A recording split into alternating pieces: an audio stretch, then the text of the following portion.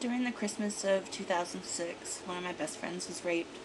She was at a Christmas party in Soho in London, and she was out with some workmates, and they were drinking pretty heavily, and they were trying to get into a bar called the Crowbar, and she couldn't get in because she was too drunk, and her workmate just left her there. She didn't realize that she had been left alone, and so she went to try to get on the tube, and it was already past closing time.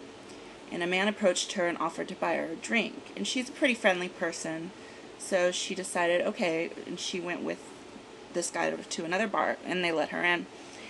And he drugged her drink, and he took her back to his place and raped her. And then he took her and walked her around in circles to disorient her, and he made her get out cash from her account. And then he left her on the side of the road. She called me the next day and told me that she had been raped, and I went over there to her house, and her husband was there and her daughter.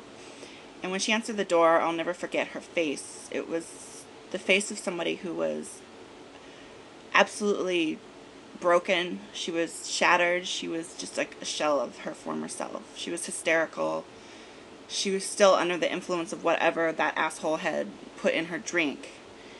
And, well, she called the police, or her husband, and I can't really remember, but, after like 5 or 6 hours, they eventually showed up and took a statement from her, and then around 11 o'clock at night, we went to the Essex, I think, it was Essex, health center where she could get a rape kit done. And she told me later that, well, I sat with her and her husband in the waiting room, and then when she came out, she told us that the doctor had said to her, as she was crying hysterically, "Why are you so upset?" And she says, because I just been raped.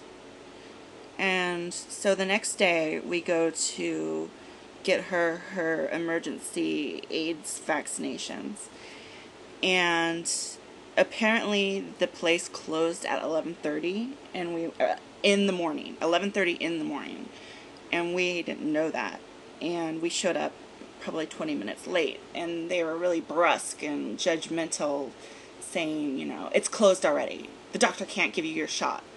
And, I went off on them. I probably shouldn't have done that, but it really pissed me off the way that they were treating her, and this kind of treatment just continued throughout the whole ordeal. Eventually the case moved to Islington, where the rape occurred, and the Sapphire Unit took over. And the Sapphire Unit, for those of you who don't know, are a special trained unit to deal with sexual assaults. And they took DNA from her and a description of the perpetrator, and weeks and weeks went by, and she kept calling, and eventually the investigator who was assigned her case said point blank to her, "I don't believe you. I think that you just wanted to fuck, and you wanted to cheat on your husband, basically, and this is an excuse." Like, this whole humiliating fucking experience that she's gone through was an excuse. And this was a woman police officer, by the way, who was specially trained to handle rape cases. And this is not uncommon in Britain, and probably in the United States too, around the world. But especially Britain, they don't give a fuck if you're raped. So my friend asked to speak to her commanding officer, and of course, he gives her some song and dance. And they eventually find the guy, but we never find out who he is, because they decide that the case isn't worth following. The guy has a prior, but we don't know what the prior is. He possibly could have raped someone else and was on record from that. They kept referring him the whole time as the gentleman, which is more fucking